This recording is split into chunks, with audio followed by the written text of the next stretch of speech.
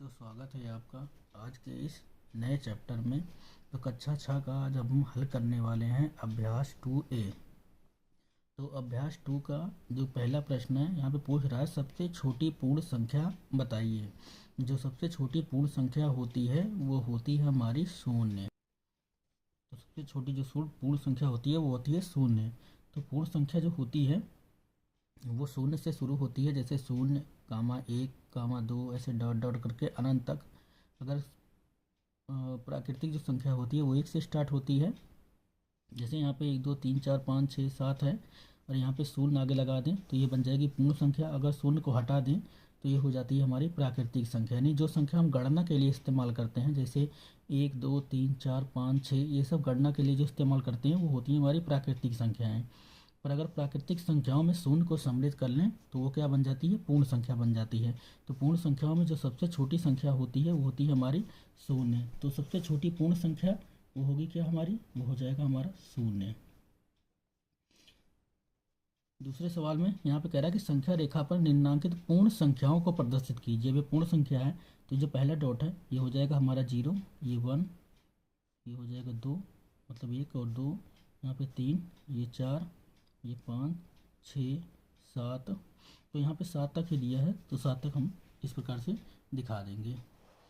फिर question number 3 की तरफ चलें तो क्वेश्चन नंबर 3 है हमारा, 3 क्रमगत पूर्ण संख्याओं में पहली और तीसरी का योगफल 28 है, संख्या ज्ञात कीजिए। यहाँ पे दिया है, कह रहा है कि पहली और तीसरी संख्या का योगफल 28 है।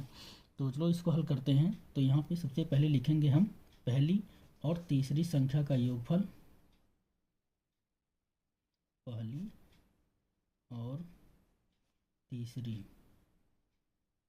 पहली और तीसरी संख्या का योगफल बराबर कितना है। तो पहली और तीसरी संख्या का योगफल हमारा है 28। ठीक है, तो उसके बाद लिखेंगे दूसरे नंबर पे, इसलिए पहली और तीसरी संख्या के योगफल का आधा। तो लिखेंगे पहली और तीसरी, पहली और तीसरी संख्या के योगफल का आधा। तो योगफल का आधा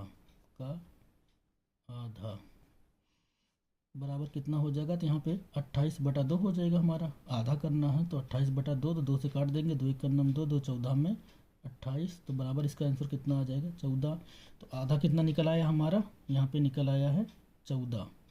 ठीक है, तो अब बीच की संख्या निकालेंगे। तो फिर लिखेंगे इसलिए बीच की संख्या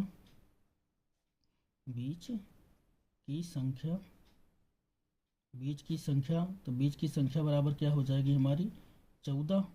अगर बीच की संख्या 14 है तो यहाँ पे लिख देंगे अतः संख्याएं,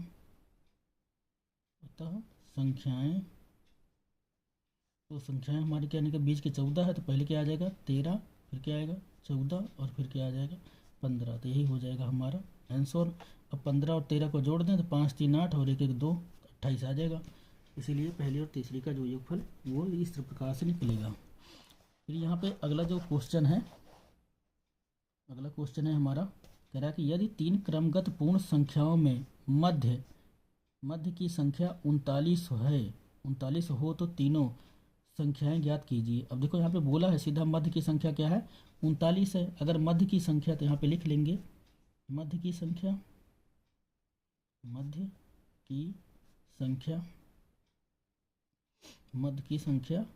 कितना दिया है 39, मध्य की संख्या 39 है तो लिख लेंगे इसलिए जो संख्याएं हैं, इसलिए यहाँ पे हो जाएगा मध्य की संख्या 39 है तो इसके 39 के पहले क्या आ जाएगा हमारा 38।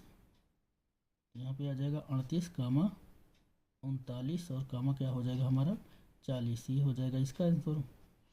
यहाँ पे दिया गया था 3 क्रमगत संख्याएं हैं और मध्य की संख्या 39 है, तो बाकी संख्या हमें ज्ञात करनी थी। तो मध्य की 39 होगी, आगे क्या आ गया 38 से पीछे हो जाएगा हमारा 40, तो मध्य में आ गया हमारा 39। ठीक है, इसी प्रकार जो अगला क्वेश्चन है इसको देखते हैं। तो यहाँ पे कह रहा है कि प्राकृतिक संख्याओं के समूह में किस संख्या के सम्मिलित कर लेने से वह संख्या पूर्ण संख्याओं का समूह बन जाता है। तो यहाँ पे दोस्तों इसका ज़्यादा लंबा ना ले जाते हुए देखो, पूर्ण संख्या में कह रहा कि जो प्राकृतिक संख्या है उसमें कौन सी चीज़ें हम सम्मिलित कर लें तो वह पूर्ण संख्या बन जाएगी। तो उसका सीधा सीधा आंसर एक ही निकलता है, वह संख्या होती है शून्य। वह संख्या होती है शून्य, इसका आंसर है। क्यों है अब उसको हम बता देते हैं।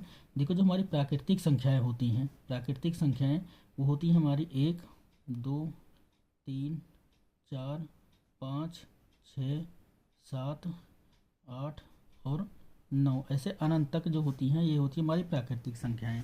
तो प्राकृतिक संख्या में अगर हम आगे शून्य सम्मिलित कर लें, अगर इसमें शून्य सम्मिलित कर लें तो ये अब बन गई हमारी पूर्ण संख्या।